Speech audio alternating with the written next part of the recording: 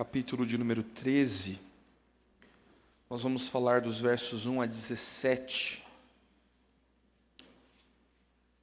discordando da divisão da sociedade bíblica do Brasil, né? Os irmãos sugerem que a divisão do texto vá até o verso 20, mas outros bons estudiosos nos asseguram ir até o verso 17, sendo do verso 18 até o 30 uma segunda sessão mais completa. Eu vou fazer a leitura, peço que você acompanhe comigo, João 13, de 1 a 17, o texto nos diz assim: Ora, antes da festa da Páscoa, sabendo Jesus que era chegada a sua hora de passar deste mundo para o Pai, tendo amado os que estavam no mundo, amou-os até o fim. Durante a ceia, já o diabo posto no coração de Judas Iscariotes, filho de Simão, que traísse a Jesus, sabendo este que o Pai tudo confiara às suas mãos, e que ele viera de Deus e voltava para Deus, levantou-se da ceia, tirou a vestimenta de cima, e tomando uma toalha, cingiu-se com ela. Depois, deitou água na bacia e passou a lavar os pés dos discípulos e a enxugar-lhes com a toalha que estava cingido. Aproximou-se, pois, Simão Pedro, e este lhe disse: Senhor, tu me lavas os pés a mim? Respondeu-lhe Jesus: O que faço não sabes agora, compreendê-lo-ás depois. Disse-lhe Pedro: Nunca me lavarás os pés. Respondeu-lhe Jesus: Se eu não te lavar, não tens parte comigo. Então Pedro lhe pediu: Senhor, não somente os pés, mas também as mãos e a cabeça.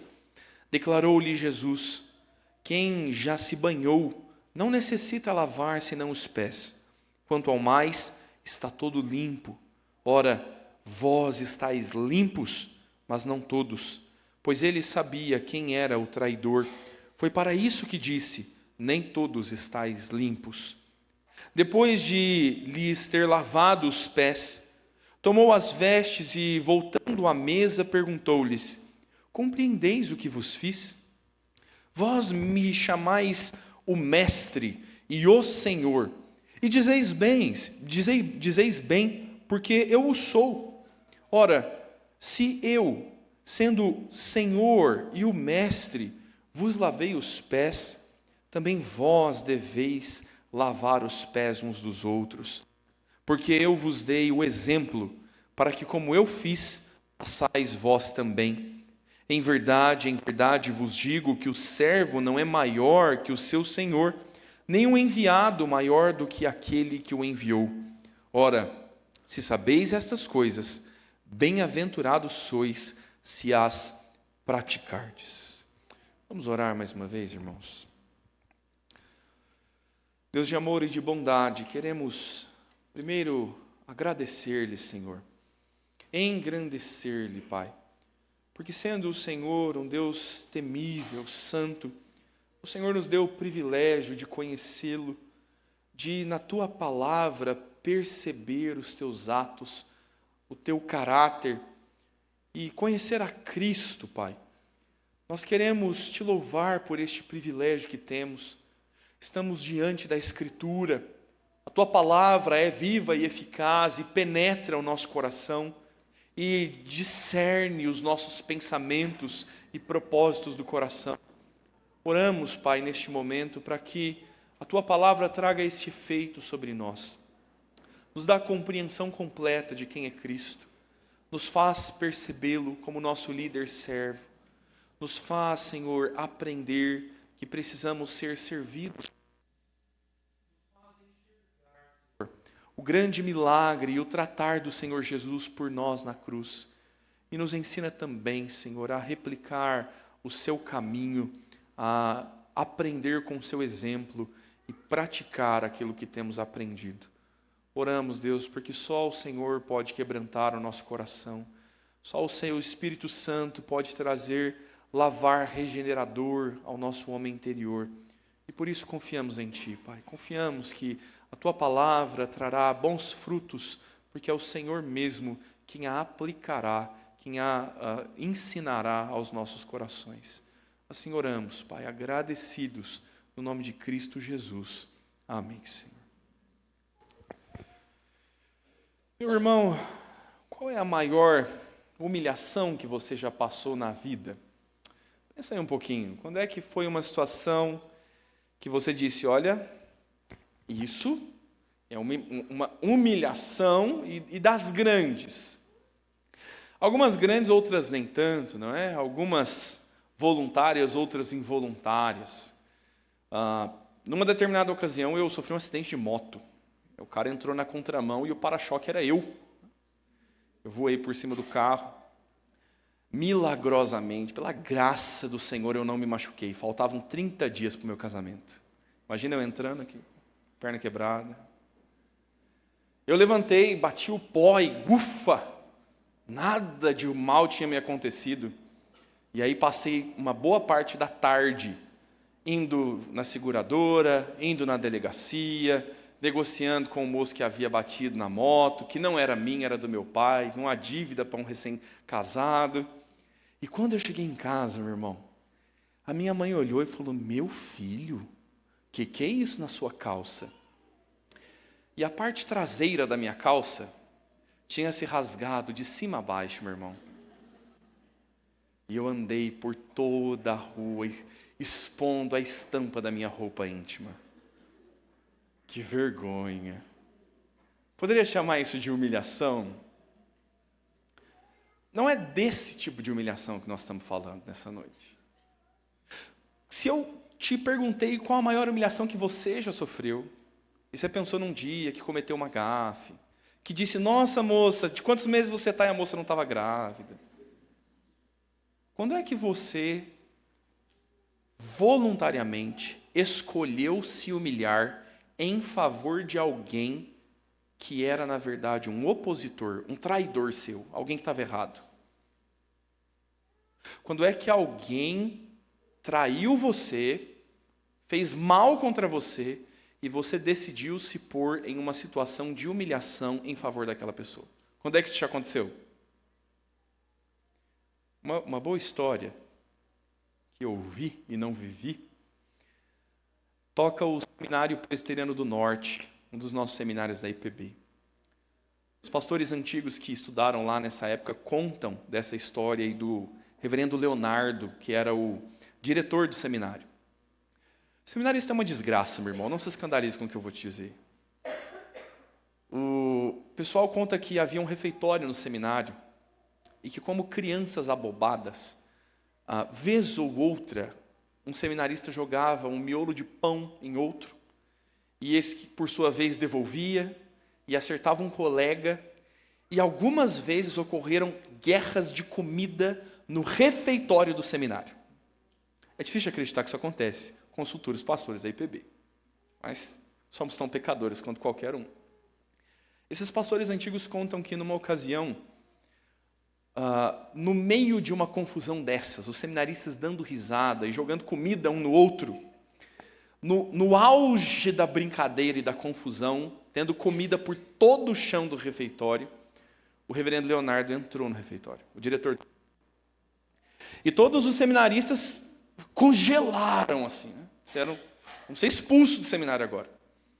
E o pastor que contava essa história disse que o reverendo Leonardo silenciosamente entrou entre eles, percebeu e entendeu o que estava acontecendo, não proferiu nenhuma palavra, mas ele caminhou entre o seminário, entre o refeitório, encontrou um pedaço de pão no chão que havia sido jogado por alguém, tomou aquele pão, procurou um lugar vazio, sentou na mesa, orou ao Senhor dando graças pelo alimento, comeu o pão até o fim e saiu do refeitório. Que humilhação comer pão do chão, hein, meu irmão? Um pão sujo amassado por alguém. E, meu irmão, o que nós estamos percebendo nessas coisas é que o Senhor Jesus está se pondo em uma condição humilhante para ensinar ao seu povo, e especialmente nessa ocasião, aos seus discípulos, sobre uma preciosa lição. O Senhor Jesus está antecipando a eles a grande humilhação que ainda viria ao Filho de Deus. O Senhor Jesus está preparando os seus discípulos nas vésperas da festa da Páscoa, para que os seus discípulos vissem seu mestre ser humilhado. E a forma de Jesus ensiná-los agora é lavando seus pés, e através de um ato humilhante. E eu quero nessa noite te conduzir a aprender sobre isso. A humilde adoração que temos ao nosso mestre. Nós vamos pensar no tema, o exemplo da humilhação do Salvador. Queremos olhar para Jesus, entender o que ele fez e replicar o exemplo da humilhação do nosso Salvador. O texto, a partir do verso 1, nos localiza no tempo em que essas coisas estão acontecendo no Evangelho de João. Como te disse na semana passada, o ministério público de Jesus se encerrou. Não há mais milagres, não há grandes sinais, não há mais ensino público às multidões. Mas agora o texto nos conta que antes da festa da Páscoa, Jesus está recolhido com os discípulos, e ele sabe que era chegada a hora de passar deste mundo para o Pai. O Senhor Jesus está caminhando para os seus algozes, ele está dispondo a sua vida à morte. Se inúmeras vezes os acusadores tentam cercar Jesus e condená-lo à morte, e o próprio Evangelho de João e os sinóticos nos dizem que ainda não era chegada a hora, agora João está nos dizendo, Jesus sabia que era a hora. E ele amou os seus discípulos por todo o seu ministério. João nos destaca que ele estando no mundo, no período em que ele esteve no mundo, e agora partiria para o Pai, durante todo este período ele amou os seus discípulos. E João nos diz que amou-os até o fim. Até o último momento, o Senhor Jesus, misericordioso e amoroso, amou os seus discípulos. Falhos e problemáticos como nós, o Senhor os amou. Traidores como nós, até a Judas, o Senhor Jesus demonstrava e ainda demonstra longanimidade em julgá-lo, em condená-lo. O Senhor tolera o pecado de Judas. E João está nos contando aqui que durante a ceia, Jesus está tomando do pão, está ceando, tendo um jantar, uma refeição com Judas. E esta ainda não é a última ceia. Ao que tudo nos indica, isso acontece um dia antes. E durante esta ceia, tendo já o diabo posto no coração de Judas que traísse a Jesus, o Senhor ainda assim está ensinando a todos os discípulos, ao corpo apostólico, e Judas está no meio. O Senhor está amando os seus até o fim, ainda que o filho da perdição já estivesse entre eles e Jesus estivesse consciente disso. Sabendo que o Pai confiara tudo às suas mãos e que a sua vinda ao mundo, a sua encarnação, agora enfrentaria a sua volta ao Pai. Se humilhado ele se encarnou, agora a morte seria o caminho para que ele ressuscitasse e ascendesse ao Pai. O texto nos diz que essa consciência do aproximar-se do fim da sua jornada junto dos discípulos levou Jesus a levantar-se da ceia. E eu queria que você começasse a nutrir a sua imaginação. Dizem que quanto melhores leitores nós somos na infância, melhor nós imaginamos, né? Eu queria que você imaginasse esta cena dos discípulos todos sentados e tomando de uma refeição com o Senhor Jesus. Um cenáculo grande, provavelmente a casa de alguém abastado, de alguém rico, que fora cedido para hospedar Jesus e os 12 discípulos. Há uma grande comitiva, são 13 homens ao redor de uma mesa. Semelhante à cena em que Jesus é ungido, eles estão assentados em esteiras, reclinados com o ombro e o braço esquerdo sobre a mesa, comendo juntos, e os seus pés, eles estando assentados no chão, seus pés estão para o lado de fora da mesa. E enquanto essa refeição acontece, o Senhor Jesus se levanta deles. Eu fico imaginando os 12 discípulos assistindo Jesus levantar e esperando ao que poderia acontecer. O texto diz que, levantando-se, Jesus tirou a vestimenta de cima. A roupa mais bem preparada, mais ornamentada, talvez uma capa ou uma túnica, ele tirou. Ela era mais apresentável, mas provavelmente limitaria os seus movimentos. E serviçais não usam capas, serviçais não usam túnicas, serviçais normalmente estão cingidos com uma toalha. E tirando a sua veste de cima, o Senhor Jesus toma uma toalha e a amarra na cintura. Jesus colocou o uniforme dos escravos. Escravos e serviçais, nessa cultura, nessa ocasião, se vestiam assim para servir aos seus senhores.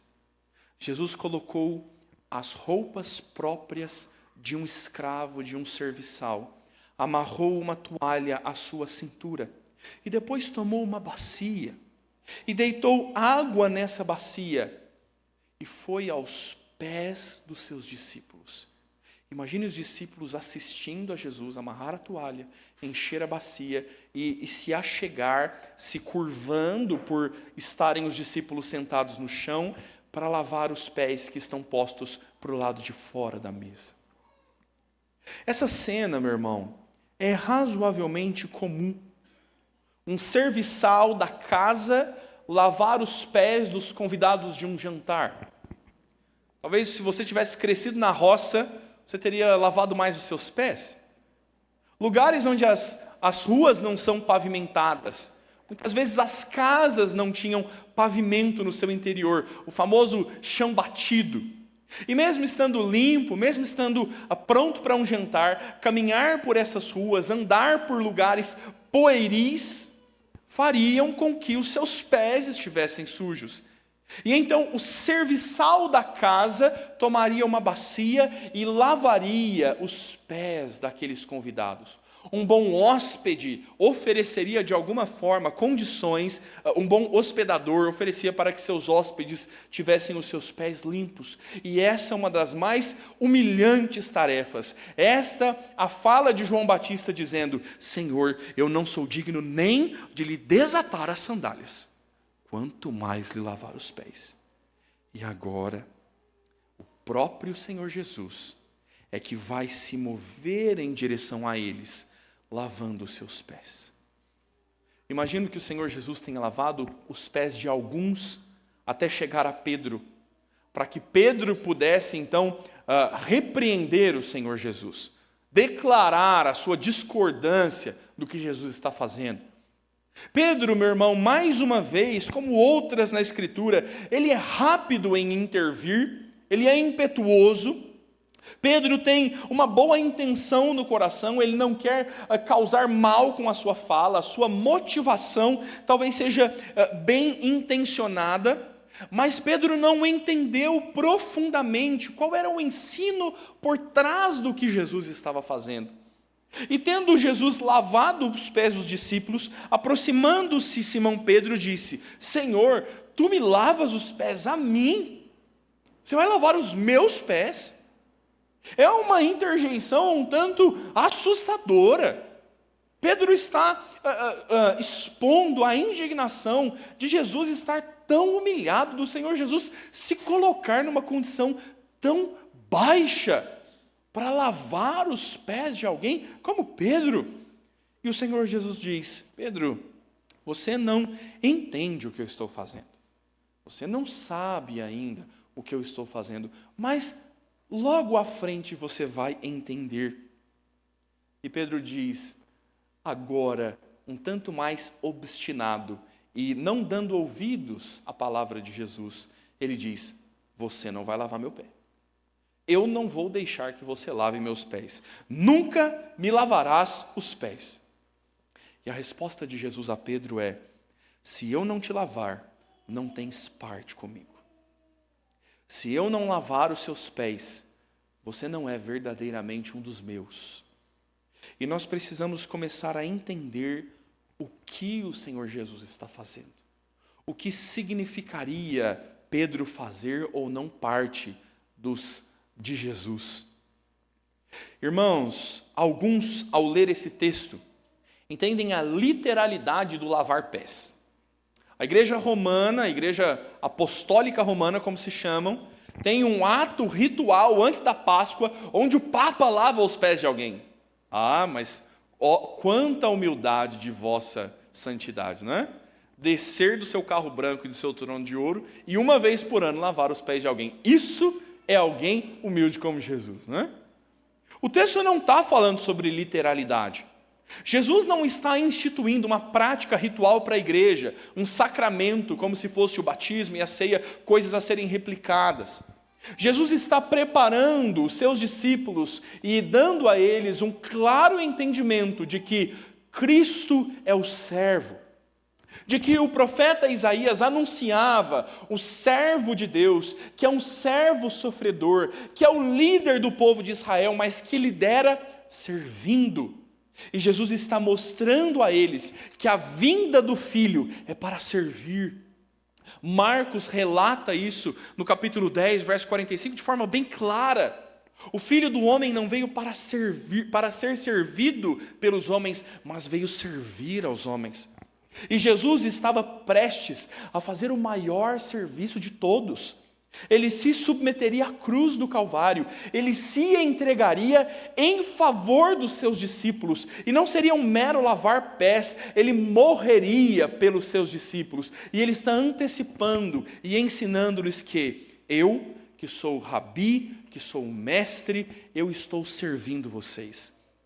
Eu sou aquele que vou livrar vocês do pecado, que vou justificar vocês e faço isso os servindo.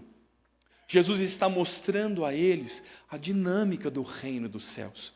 Muito além de água e de pés sujos, Jesus está mostrando que Deus é um Deus que se move em favor de nós. Deus é um Deus que se volta para a gente suja e indigna, e sendo Ele digno de honra, abre mão da sua honra e voluntariamente se põe em uma condição humilde e humildemente serve seu povo.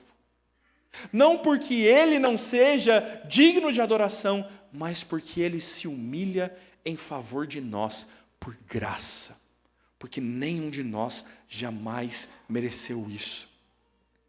E Pedro não entende o aspecto espiritual do que Jesus está fazendo. O ensino mais profundo de um Deus que se entregará por miseráveis pecadores, de um Deus que se encarnou para servir pecadores. E Pedro está ainda olhando a situação da forma mais literal: lavar pés, esfregar, tirar a sujeira. E Pedro diz: Senhor, então, se eu não tiver os pés lavados, eu não tenho parte com o Senhor, eu quero ter muita parte com o Senhor. Lava minha mão, lava minha cabeça também. Pedro está demonstrando, meu irmão, uma forma exuberante de amor ao Senhor. Ele está dizendo: se for necessário então me lavar, eu prefiro que qualquer coisa aconteça, mas que eu tenha parte com o Senhor, que eu esteja contigo. E Jesus responde a Pedro dizendo: quem já se banhou não necessita lavar senão os pés. O Senhor está dizendo: não se trata, Pedro, sobre um banho físico. Eu já lavei vocês pelo lavar regenerador do Espírito. O que eu estou fazendo é um mero símbolo visível daquilo que eu estou fazendo de forma invisível no coração de vocês. O maior serviço do Senhor Jesus não seria este, seria alcançá-los com graça e lavar seus corações e torná-los limpos diante de Deus. E por isso Jesus diz: ora, vós já estáis limpos. É no próprio Evangelho de João, mais à frente, no capítulo 15, que o Senhor Jesus vai dizer: vocês estão limpos pela palavra. Eles estão limpos e purificados dos seus pecados por meio de Jesus, mas eles ainda não percebem que Jesus está os purificando, os servindo. E Jesus então toma essa atitude um tanto incômoda, para que de forma clara e perceptível eles enxerguem e entendam que Deus está se movendo em direção a nós, que o Filho está nos servindo com a sua própria vida. E então o Senhor ainda diz que eles estão limpos, mas não todos, pois ele sabia quem era o traidor. João mais uma vez coloca Judas nesta cena. Mais uma vez diz o Senhor Jesus que alguns não tiveram o seu coração limpo, alguns não tiveram o seu pecado purificado por Cristo. O próprio Judas que ali estivera, que ouvira todas essas palavras, que andou com Jesus e teve as mesmas instruções, este não teve o seu coração purificado. Ainda que o Senhor Jesus o servisse, ainda que o Senhor Jesus o ensinasse, o seu coração jamais foi regenerado e nunca creu. Este é o filho da desobediência, este é aquele que vai contra o que está escrito, este é aquele que descumpre os mandamentos do Senhor e vai trair o Senhor Jesus. Meu irmão, nós percebemos a Escritura nos apontando o caráter de Cristo e a sua humildade. E você precisa conhecê-lo como Ele é. E você precisa entender a humildade do Senhor Jesus. Ele não precisava se importar conosco. Talvez haja algum teólogo moderno, dizendo que você é o centro de Jesus. Ele mentiu, você não é. Você não é nada, meu irmão. Você é menos que nada. Porque nada ainda talvez seja neutro. Nós somos pecadores. Somos miseráveis. O nosso coração se apressa para a corrupção. Nós temos prazer no pecado. Nós somos odiosos aos olhos de Deus. E ainda assim, Ele nos amou. Os discípulos, os 12, eram todos problemáticos, pecaminosos, cada um à sua maneira. Cada um deles com o coração inclinado para uma área diferente. Cada um deles incrédulo, cada um deles pecadores. E o texto de João está nos dizendo que o Senhor Jesus os amou e os amou até o fim. E nós, meu irmão, o amamos porque Ele nos ama. E nós somos salvos porque, miseráveis como estes, nós hoje, discípulos de Cristo, o Senhor nos amou. E nosso Cristo não é um Cristo que muda, que se arrepende, que desiste de nos amar quando nós pecamos, quando nós falhamos. Ele é um Cristo gracioso e misericordioso que nos ama até o fim. Jesus mostrou a sua paciência com os seus discípulos, a sua longanimidade, os ensinando por longos 3 anos, e aqueles homens vendo Jesus operar milagres e ainda assim não crendo. O Senhor Jesus acalmou tempestades, levantou mortos diante daqueles homens. Pedro é um que o Senhor Jesus o fez andar sobre as águas, ressuscitou a sua sogra, e ainda assim este Pedro negaria o Senhor Jesus. E Jesus não abriu mão dele, por graça, por misericórdia, por amor, amou-o até o fim. Meu irmão, se nós somos salvos, é porque Cristo nos amou. E se Cristo nos amou, Ele nos ama até o fim. Não há nada tão terrível e tão pecaminoso que você faça, que te faça indigno do amor de Cristo. Porque o amor dEle é grande. Porque a misericórdia dEle é grande. Porque Ele decidiu nos amar voluntariamente, quando nenhum de nós era digno e quando ainda hoje nenhum de nós é digno. É o Senhor Jesus que perseverava nos seus discípulos e que persevera em nós. E amando-os, os serviu, lavou aos seus pés. Imagine o quão irreal é essa cena. Os discípulos vendo Jesus lavar aos seus pés. Eu não consigo, meu irmão, encontrar uma comparação boa para isso. Eu não consigo. Mas deixa eu tentar te dar algumas tentativas disso. Imagine o Senhor Jesus indo na sua casa. Que refeição você prepararia? O que você compraria no mercado? Eu compraria filé mignon, meu irmão. Que eu acho que é um prato assim que, entendeu? Molho de gorgonzola. E eu ia comprar aquele suco integral do mais caro da garrafa de vidro. Eu ia. E a gente ia colocar na mesa, lá em casa, eu conheço minha esposa, ela ia colocar aquele jogo de copos que nunca desce do topo do armário. Ela ia colocar para Jesus. Eu tenho certeza que a gente, assim, não teria um grão de pó naquela casa. Ia ser uma semana de limpeza para Jesus chegar. Imagine que Jesus foi te visitar. Você se sentou e comeu com ele.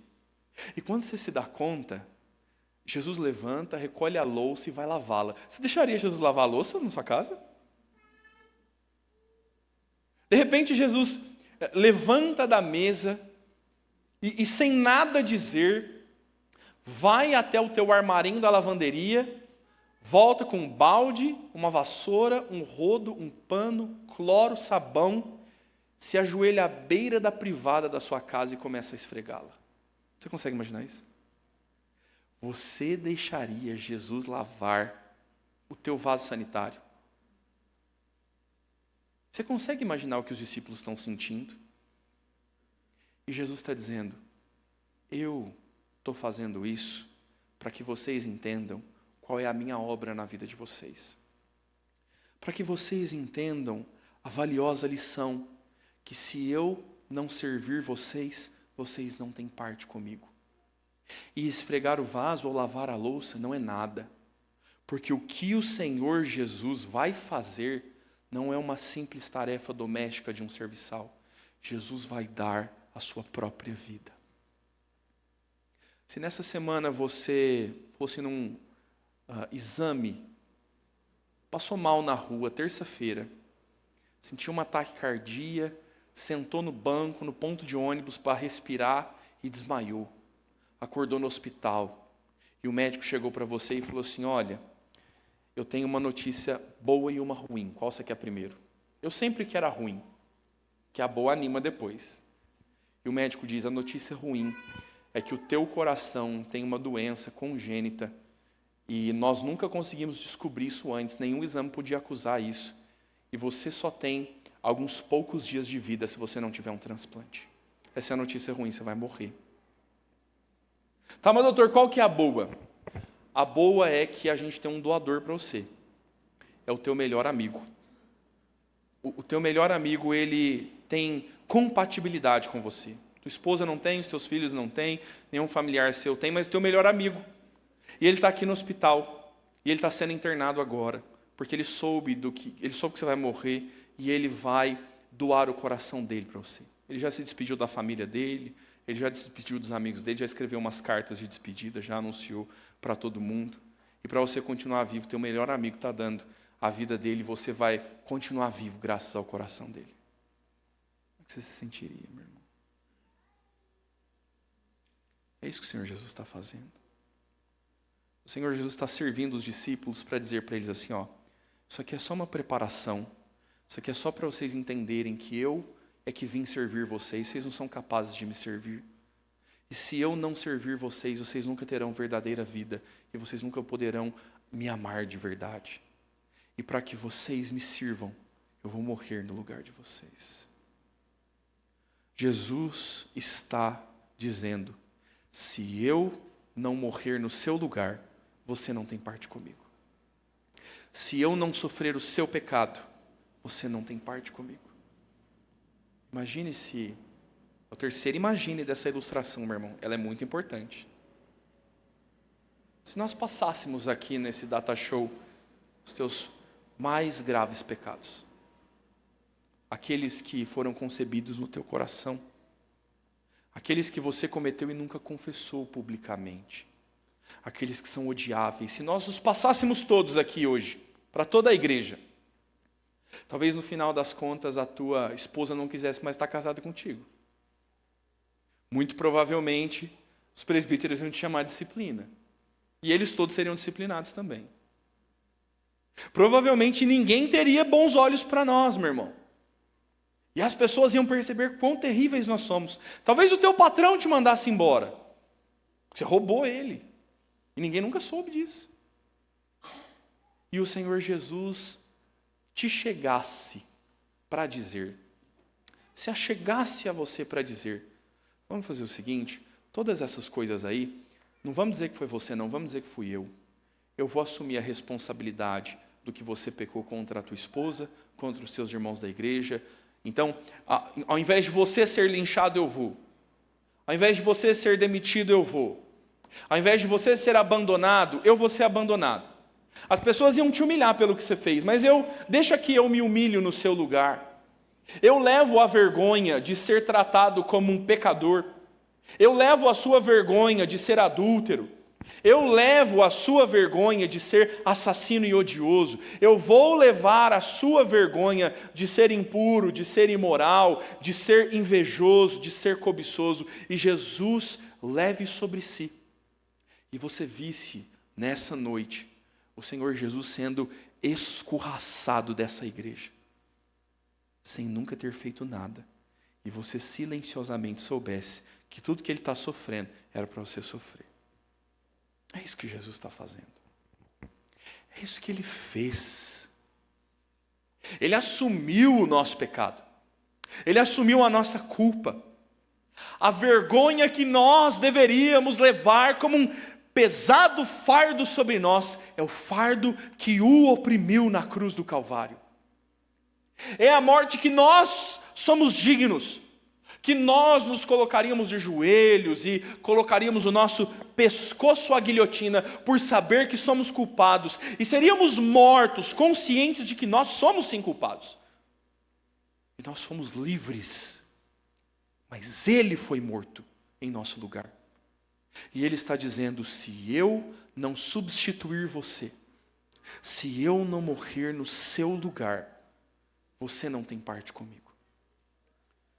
Meu irmão, este é um momento daqueles bem humilhantes da fé, que nós não podemos dizer nada, que nós não temos nada para oferecer a Jesus, que nós não temos nenhuma condição de retribuir a Jesus. Nós não podemos fazer nada senão louvá-lo, senão agradecê-lo.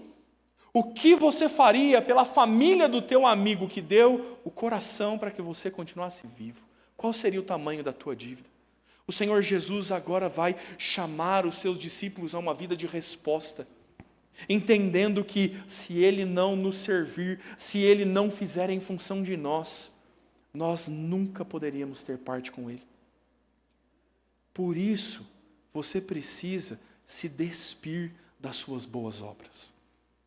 Por isso aqui, meu irmão, é que você precisa entender que não há nada que você faça para ser mais amado ou menos odiado.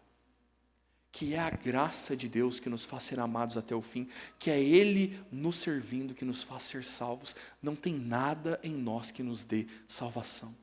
É Cristo que se move em nosso favor, com um lavar regenerador, para nos dizer: agora você está limpo. Senhor, mas será que não seria melhor a gente fazer umas coisas? Joga mais água. E o Senhor Jesus diz: você está limpo porque eu te purifiquei. E é só Cristo que pode fazer isso. E não sobra nada que nós possamos fazer para ser salvos e limpos em Cristo. E se nós olhamos para Jesus, entendemos o seu caráter, a profundidade do seu amor, se nós entendemos o ímpeto de se mover em direção de nós e nos servir da forma mais humilhante possível, agora o Senhor Jesus vai se voltar para os seus discípulos, não só para revelar a eles a sua humildade, mas agora Ele vai ordenar aos seus discípulos que sejam humildes. O segundo grande ensino deste texto vem quando o Senhor Jesus traz exigências para os seus discípulos, uma ordem a ser seguida com base no seu exemplo. Se nós entendemos a humildade de Jesus, agora nós precisamos entender a ordenança sobre esta humildade. Há uma ordem de Cristo para nós agora, com base no que o Senhor Jesus fez. O texto diz que depois de ter lavado os pés dos discípulos, tomou de volta as suas vestes e voltou à mesa. E assentando-se de novo, perguntou: compreendeis o que vos fiz? Rapaz, que resposta será que viriam aqui, né? Você entendeu o que eu fiz? Sim e não, Jesus. Você lavou os nossos pés, mas Como exatamente isso funciona? Jesus diz: vocês me chamam mestre e senhor. Não qualquer mestre e qualquer senhor. O artigo é definido. O texto grego traz com uma categorização. Jesus é o mestre, é o senhor. Ele é aquele que deve ser atendido e seguido. Quando falamos sobre mestre, estamos pensando no rabi, no professor, naquele que traz os preciosos ensinos. Um mestre rabino, um verdadeiro rabi de Israel, seria servido pelos seus discípulos. Seria sempre preservada a sua honra por eles. Ele seria ovacionado quando ensinasse, seria sempre benquisto em qualquer círculo.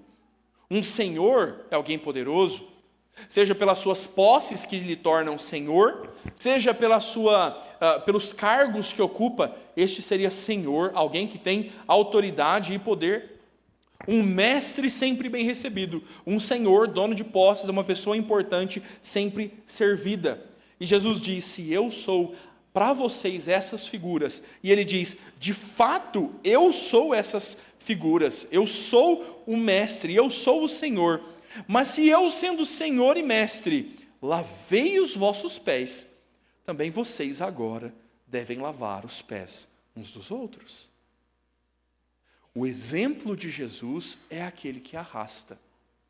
Ou você achou que o primo rico é que teve esse insight, que o líder tem que servir os outros?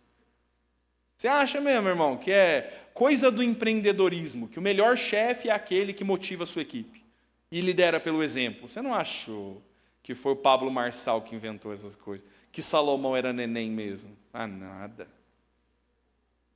O Senhor Jesus é o líder. O Senhor Jesus é o mestre e Senhor. E Ele está dizendo: eu lidero vocês como mestre e Senhor. Eu dou ordem e eu ensino com base no exemplo. Eu não só mando, mas eu faço. Eu não só ensino, mas eu pratico. E como eu fiz, agora vocês vão fazer. Em qualquer cenário para nós seria difícil de lidar com isso. Se o teu chefe chega na semana e fala: olha, a faxineira não vem essa semana, então eu queria que o pessoal se revezasse na limpeza dos banheiros. E a primeira pessoa a esfregar o vaso é o seu chefe. Você teria coragem de falar não? Teria coragem de dizer que ele é um usurpador, esse homem? Rapaz, ele é o primeiro a fazer. Se o teu companheiro de equipe e o teu superior diz: olha, a gente vai ter alguns cortes na empresa, e o primeiro corte eu disse que deveria ser do meu salário, e eu estou abrindo mão do meu salário aqui. Ele é o primeiro, é o líder, conduz pelo seu próprio exemplo. Jesus está contradizendo a lógica humana.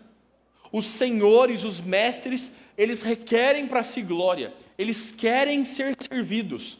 É talvez uma das coisas mais assustadoras a algum chefe humilde. O antigo presidente uruguaio, o Mujica, andava de Fusca. É assustador um negócio desse. E o Senhor Jesus está mostrando que o seu governo e o seu ensino é por meio do seu exemplo. Ele diz no verso 15: o que vos dei exemplo é para que, como eu vos fiz, façais também. Ele diz: em verdade vos digo, que o servo não é maior do que o seu senhor, nem o enviado maior do que aquele que o enviou. A forma como Jesus amou os seus discípulos, como Jesus tratou os seus seguidores, a forma como Jesus lidou com Judas, o seu traidor, não deve ser diferente da forma como eu e você hoje lidamos com a nossa vida cristã e com aqueles que estão ao nosso redor. Isso não é moralismo. Esse não é um sermão sobre bons modos, bom comportamento, sobre liderança exemplar. Este é um sermão sobre salvação. Só aqueles que são salvos e redimidos em Cristo têm capacidade de replicar os ensinos de Jesus. Só os eleitos poderiam lidar com as autoridades dessa forma, como o texto de Tito nos exortou. E o Senhor diz: em verdade vos digo, nenhum de vocês é maior do que eu, e se eu me humilhei, vocês devem fazer o mesmo. Se eu andei de forma humilde e servil, vocês não têm o direito de se ensoberbecer e se exaltar sobre outros. Afinal, a fala do Senhor Jesus é dizer: ora, sabeis essas coisas, bem-aventurados sois se as praticardes. Vocês entendem isso? Isso está na cabeça de vocês, o ensino está claro, mas vocês serão mais do que felizes quando vocês praticarem essas coisas. Talvez a maior luta não seja entender a humildade, seja praticá-la. Seja esmagar o ego que cresce em nós para praticar o amor, a gente falha. E meu irmão, nenhum de nós é mais humilde que Cristo. Humildade nunca será demais para nós e ela nunca trará prejuízo às nossas vidas. Em que ocasião ser humilde demais seria prejudicial? Jesus está dizendo: aqueles que aprendem e que são verdadeiramente humildes e servis ao seu próximo, estes são mais do que felizes. Não quer dizer que eles sejam considerados pelos outros mais do que felizes, mas eles o serão no seu próprio coração, porque têm a mesma inclinação, o mesmo sentimento que houve em Cristo, de esvaziar-se como Cristo se esvaziou, como vimos em Filipenses capítulo 2. No final das contas, meu irmão, o servo não é maior do que o seu Senhor, e você precisa servir como Cristo. Pense como Jesus está fazendo isso. Jesus está pacientemente lidando com os seus inimigos. Jesus está tendo Judas entre os 12, e Jesus está pacientemente lidando com ele. O Senhor Jesus não está sendo negligente em tolerar o seu pecado. O Senhor Jesus não está aprovando a impiedade de Judas. O Senhor sabe que virá o momento do seu julgamento, mas o nosso Cristo não se impõe sobre Judas em nenhuma ocasião. No momento de ser traído, Cristo o beija e diz: amigo, para que viestes? Como você trata os seus inimigos, meu irmão? Como você trata aqueles que o perseguem? Você se lembra que a Escritura diz: orem por aqueles que o perseguem? A bandeira está hasteada no nosso país da resistência cristã contra o governo brasileiro. Se antes o assunto chegou aos quintais assembleanos, essa semana, do alto da sua teologia, Augustus Nicodemos Lopes postou um vídeo. Meu irmão, será que foi a IA que fez? E falou sobre perseguição religiosa no Brasil. Falou sobre crime contra a liberdade de opinião. Eis aí os algozes contra a igreja. E todas as verdades que a igreja prega e são contrárias às filosofias do nosso governo serão agora ameaçadas. Temos visto esse caminho se traçar no nosso país. A pergunta é: quando você orou por eles? Quando? Eu sei que você se indignou, porque eu me indignei. Eu sei que você está insatisfeito, porque eu também estou. Mas quando você agiu como Jesus? Quando é que nós olhamos para os nossos irmãos em Cristo? E o Senhor Jesus está lidando com Pedro vacilante, com um Tomé incrédulo. O Senhor está olhando para discípulos que não expulsam demônios. Jesus diz: vocês são homens de pequena fé. Eu já os ensinei o caminho e vocês não podem fazê-lo. E Jesus é paciente com os 12 e os ama até o final. Como você tem amado os teus irmãos em Cristo quando eles falham contigo? Quanto você os tem perdoado quando eles te negarem, como Pedro fez a Jesus? Quanta paciência você tem na sua casa, meu irmão, quando teu filho peca contra você? Quando teu pai, meu jovem, peca contra você? Como você o trata? Como você replica o caráter de Jesus quando teu irmão da igreja não te dá boa noite? Como você expõe a mesma humildade e serviço de Jesus quando seus irmãos falham contigo? Jesus está nos chamando para amá-los e servi-los, em lugar de exigir para nós amor e serviço. O Senhor Jesus é longânimo e paciente, Por que nós queremos nos impor sobre outros, ser superiores aos outros e exigir para nós honra e serviço? Este é o nosso coração impiedoso, meu irmão, que quer a todo tempo exaltar suas próprias qualidades. Eu não preciso ser o melhor de todos, eu só preciso ser melhor do que quem está perto de mim. E nós trazemos para nós o desejo de honra, e nós batemos na mesa e exigimos honra a nós, quando nós deveríamos honrar outros, quando nós deveríamos zelar dos outros e nos esquecer de nós mesmos, quando nós deveríamos nos pôr em situação de humildade e serviço, e nós nos negamos. E nós exigimos elogios e reconhecimento. Se alguém em algum momento não te trata do jeito que você esperava ser tratado, o teu coração explode em ira. Talvez você não esteja irado, talvez você não seja. Seu coração transborda em mágoas. Você se tranca no teu quarto para lamentar e chorar sobre como ninguém percebeu o quão bom você é. É o nosso ego inflado e frágil. A todo momento nós estamos facilmente ofendidos pelos outros, por palavras dos outros, por ações dos outros, porque nós julgamos que deveríamos ser muito bem tratados, quando nosso Senhor se humilhou para servir aos outros. Nós estamos exigindo que nos sirvam, quando nós deveríamos servir. Estamos exigindo que nos adorem, quando aquele que é digno de ser adorado abriu mão da sua glória para lavar os nossos pés. O teu coração é inflado e egocêntrico, e você precisa aprender com Jesus a servir o teu próximo e não trazer para si mesmo. Nós precisamos mudar essa dinâmica do coração. Você não foi chamado para a vida cristã para ser servido, você foi chamado para servir. Se você busca uma igreja, ou se você veio e já é membro dessa igreja para ser servido por ela, você não entendeu o que o Jesus está ensinando. Se você está na igreja para reclamar de como a escola dominical não tem servido bem os seus filhos, você não entendeu que é você quem deveria estar lá para servir os filhos dos teus irmãos. Se você entender que o Senhor nos chamou para servir e não para ser servidos, você vai viver de forma muito mais feliz, muito mais bem-aventurada a tua vida cristã. Se você entender que ninguém te reconheceu, mas você não foi chamado para ser reconhecido.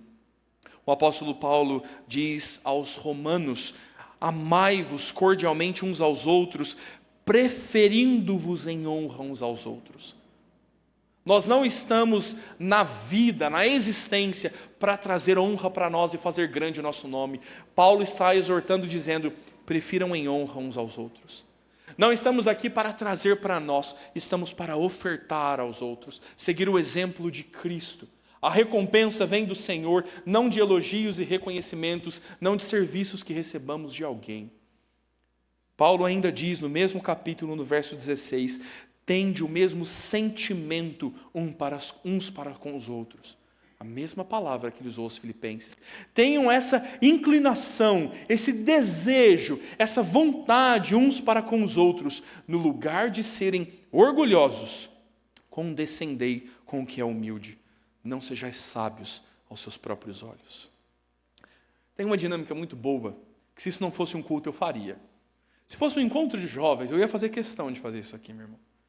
E a primeira vez que eu participei dessa brincadeira, dessa gincana, foi muito surpreendente. Nós estávamos numa reunião de UPA e uma irmã distribuiu balas. Pensa naquela balinha mesmo, bala de iogurte. Tem uma balinha na mão de cada um, assim, ó. E disse para os jovens: vocês vão pôr as mãos para trás e vai ganhar um prêmio o primeiro que conseguir abrir a bala, descascar a bala e pôr na boca sem tirar as mãos das costas. Todo mundo com as mãos nas costas, desembrulhando a bala e de alguma forma fazendo chegar à boca. Tinha gente, meu irmão, que desembrulhava a bala, tentava pôr no chão, pegar com a boca no chão. Não vale pôr no chão. Tinha um outro que ficava jogando assim pelas costas para tentar pegar no ar. O outro com a mão assim tentando chegar na boca, todos desengonçados da pior forma possível. E a gincana não terminava nunca.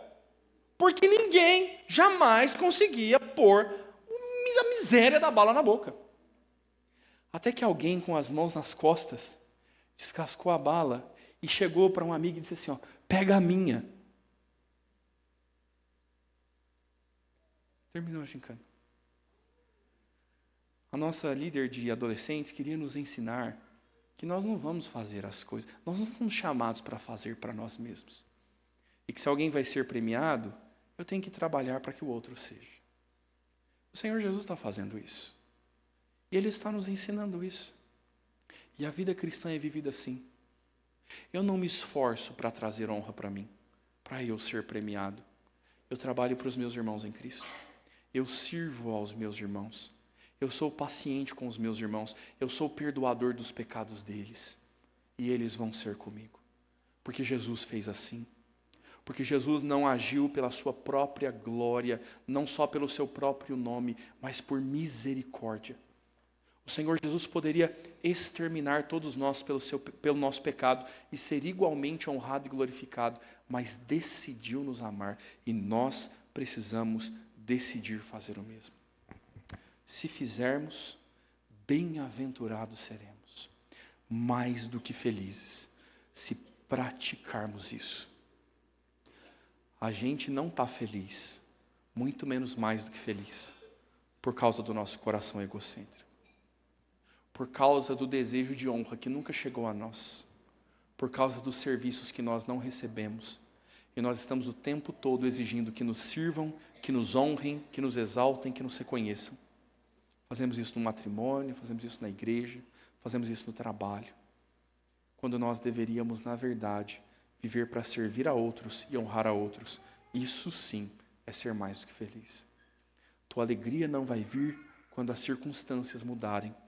Tua alegria vai vir quando o teu coração mudar e você estiver verdadeiramente disposto a servir a Cristo. Meu irmão, ao fim deste sermão, eu quero te convidar para cantar um hino e fazer uma boa e verdadeira oração com a tua própria boca cantando. Que o Senhor nos faça alvo como a neve. Que o Senhor nos limpe o coração e nos lave os pés.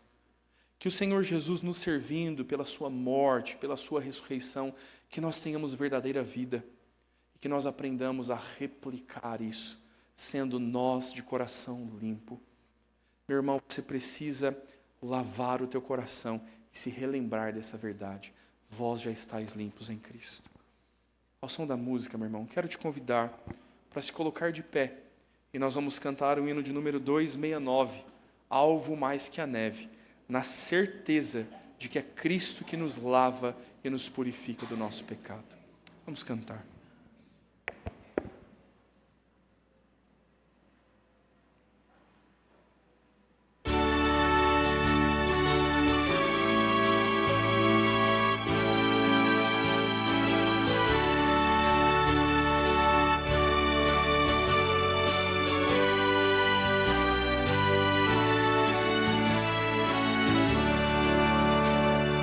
Seja bendito o Cordeiro, que na cruz por nós padeceu. Seja bendito o seu sangue, que por nós pecadores verteu. Eis que no sangue lavados e tendo puro coração, pecadores remidos, por Jesus tem com Deus comunhão. Alvo mais que a neve, alvo mais que a neve, sem nesse sangue lavado, mais alvo que a neve eu estou. Espinhosa coroa que Jesus por nós suportou. Oh, quão profundas as chagas que nos provam o quanto Ele amou. Eis nessas chagas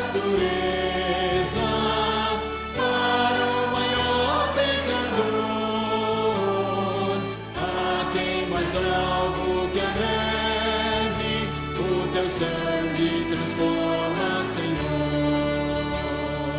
Alvo mais que a neve, alvo mais que a neve, se nesse sangue lavado, mais alvo que a neve eu estou.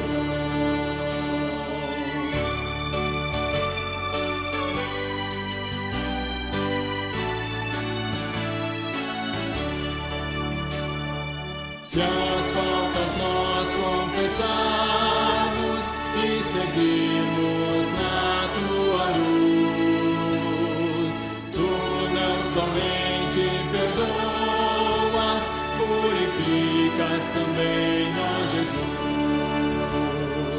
Lavas-lhe todo o pecado, que maravilha de amor,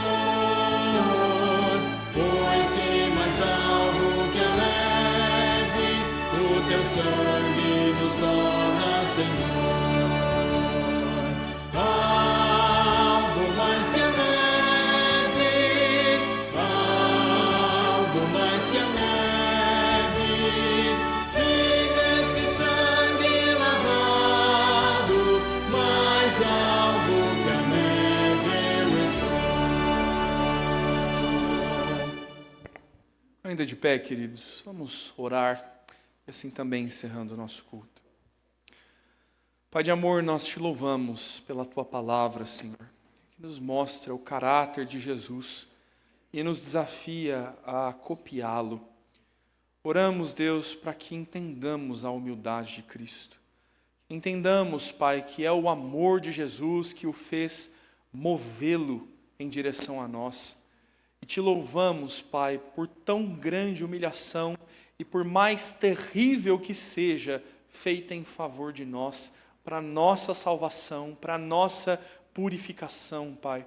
E te louvamos, Pai, porque não os pés, mas o coração o Senhor nos lavou e nos tornou limpos e justificados em Cristo. Senhor, dá-nos a piedade, Senhor, da prática desta humildade. Ensina-nos, Pai, a ser mais do que felizes quando praticarmos os teus ensinos, Pai. Dá-nos a sensibilidade para servir ao próximo, para perceber as suas necessidades, para amá-los e ser compassivos e ser humildes como Cristo, mesmo quando nós estejamos sendo alvo de pecados ou sejamos até injustiçados. Ensina-nos a reagir como o Senhor, Pai. Dá-nos dessa graça. Não queremos estar presos ao nosso ego. Não queremos viver para exaltar o nosso nome e estar infelizes com tudo isso. Queremos estar plenamente satisfeitos em Cristo, servindo ao Senhor e replicando a tua boa humildade. Conduz a nossa vida nesse caminho. Te pedimos no nome de Jesus. Amém, Senhor. Amados, recebei a bênção do Senhor. Que o amor de Deus Pai Todo-Poderoso, que a graça de Cristo Jesus, o nosso Senhor, que as ternas consolações e a comunhão do Espírito Santo repousem sobre vós, povo de Deus, hoje e sempre. Amém. Os irmãos podem se assentar. Não chamei o conjunto antes, a Júlia está irrequieta ali no fundo. Podem entrar. Quero convidar o conjunto para se pôr à frente. Nós vamos ouvir o pós-lúdio, irmãos, e assim nós vamos encerrar o nosso culto. Você consegue, meu irmão, ser um pouco menos presbiteriano e não cantar o Amém Tríplice? A tua semana não vai ser pior por isso, tá bom? Vamos ser conduzidos no pós-lúdio.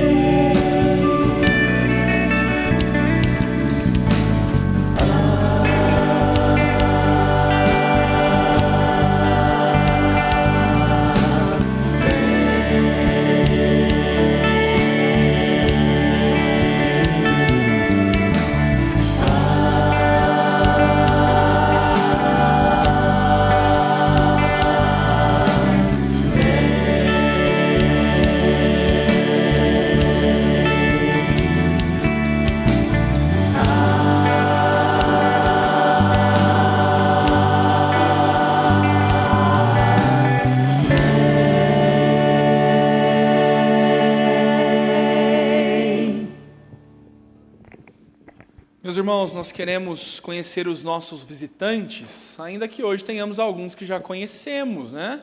Nossa irmã Vilma está por aí. Despencou lá da Espanha, hein, Vilma? Eita bênção! Vilma e Vitello estão por aí, não deixe de os abraçar aí ao fim do culto. Nós queremos também apresentar aqueles que pela primeira vez estão na nossa igreja. Por favor, você que está nos conhecendo, levante uma de suas mãos para nós podermos apresentá-los. Alguém pela primeira vez? Tudo bem? Qual o nome de vocês? Henrique e Gisele. Zélia. Sejam bem-vindos, queridos. Obrigado pela visita. Vocês são daqui de Guarulhos?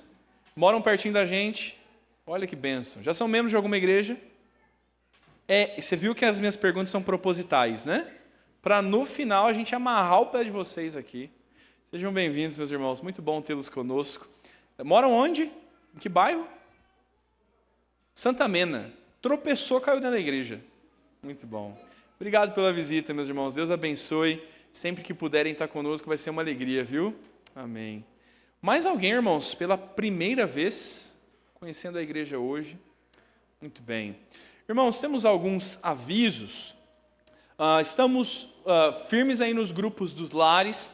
Essa semana continuamos os estudos nas 7 cartas escritas às 7 igrejas de Apocalipse, mas que são para toda a igreja. 7 é o número da perfeição lá em Apocalipse, né? Um número de algo completo, perfeito, pleno, e por isso são 7 igrejas. É para toda a igreja, para a completa igreja de Cristo. Temos muito a aprender com essas cartas, não perca os grupos dos lares, tá bom? Temos artesanato da SAF semanalmente, às quartas-feiras, das 15 às 17 horas. Venha participar com as nossas irmãs da SAF. Acampamento firme e forte aí, então, passou Maratomes, a gente já está olhando a próxima data, né? Então, programação importante para a vida da nossa igreja, mais uma vez, o desafio para que você participe, meu irmão. Chegaram alguns nomes a nós, de irmãos que tiveram dificuldades, nós vamos supri-los para que todos possam participar do acampamento. Não deixe de ir por questões financeiras somente. Invista dinheiro no acampamento, veja também como um tempo de descanso, da tua comunhão com Deus. Você vai ser muito bem servido no nosso acampamento, tá bom? Então, é um tempo muito proveitoso. Não deixe de se inscrever, tá bom? Do dia 20 a 23 de novembro, estamos aí firmes no nosso acampamento. Clube do Livro das nossas irmãs começa dia 9 de setembro, tá? Então, se aproxima aí o início, sem ser nessa terça-feira, na outra, semanalmente às 8 horas da noite em encontros online, tá bom? Então, o livro estudado é Ídolos do Coração, da Elise Fitzpatrick. Livro fantástico, meu irmão. Você tem a oportunidade de ler o livro, de estudar o capítulo durante a semana e discutir durante a semana. Ó, que bênção para você que tem vontade de ler, mas não é fiel na leitura. Toda terça-feira você vai ser obrigada a ler, as irmãs vão pegar no teu pé e daqui a algum tempo você vai ter lido o livro inteiro. Não perca essa oportunidade. Tinha 12 vagas, já são menos hoje, tá bom? E o grupo é limitado para que tenha bom andamento. Então, procure a Tati Pinheiro, a Tati não está aí hoje, fale com a Sara aqui. Olha que absurdo, Tati. A Tati está aqui, irmãos, ela não faltou, a Tati está aqui no terceiro banco, tá bom? Procure a Tati aqui no final do culto. Se você deseja se inscrever e ainda não fez, tá bom? Para você tratar os ídolos do seu coração e não ficar distraído igual o pastor. Muito bem. Tem um último aviso, está no grupo da mesa. Põe para mim, por favor, é um videozinho lá do aniversário do coral. Eu vou fazendo propaganda enquanto isso. Irmãos, o quarteto Esperança e Fé, do nosso irmão Jesus, que é membro da nossa igreja, o quarteto que sempre canta na nossa igreja, estiveram conosco no aniversário da igreja, eles estão completando um longo aniversário. Vou preferir que o vídeo fale ali quantos anos. São algumas décadas. Cadê a Núbia? Quantos anos são, Núbia? Você sabe? 27. Então, é um bocado de anos, irmãos. Então, no mês de setembro, dia 27 de setembro, eles têm uma comemoração do aniversário do quarteto, e aí o irmão Jesus está convidando toda a igreja a participar, tá bom? Se a gente não conseguir passar aqui, eu mando lá no grupo da igreja. Dá certo, Jorge? Se não der, não tem problema. Dá? Pode passar o vídeo. Tá carregando. Então, anote aí na tua agenda. Deixa eu dar um outro e último aviso antes de nós assistirmos o videozinho aqui. Na próxima semana, irmãos, eu não devo estar na igreja, por isso nós não teremos ceia. Temos todos os trabalhos normais. Quero só justificar a ausência da Santa Ceia no primeiro domingo. Eu vou a Minas. Meus avós completam 50 anos de casados, e aí o neto, que é pastor, vai fazer o culto no sábado, e no domingo eu prego lá na igreja presbiteriana, pela manhã falando da viagem missionária do Nepal, e à noite pregando na igreja. A igreja de Lambari mandou uma oferta generosa para as professoras lá do Nepal, a campanha que nós também participamos aqui. Então eles pediram um relato missionário do trabalho, e aí, aproveitando a ida, o conselho me deu esse privilégio de pregar lá em Lambari, de falar à igreja e também fomentar o trabalho missionário. Mas, pastor, nós vamos ficar sem ceia? Claro que não, bobo. No domingo seguinte, segundo domingo do mês, temos a celebração da ceia normalmente, tá bom? Em nenhum lugar da Escritura exige-se que seja no primeiro domingo, muito menos uma vez ao mês. É prática nossa, tá certo? Então, só justificando aos irmãos essa questão. Dá para passar? Conseguimos? Se não, mandamos no grupo da igreja. Acho que funcionou. Bem. Mas funcionou mesmo, irmão? Estamos com problemas na internet hoje, irmãos. Muito bem.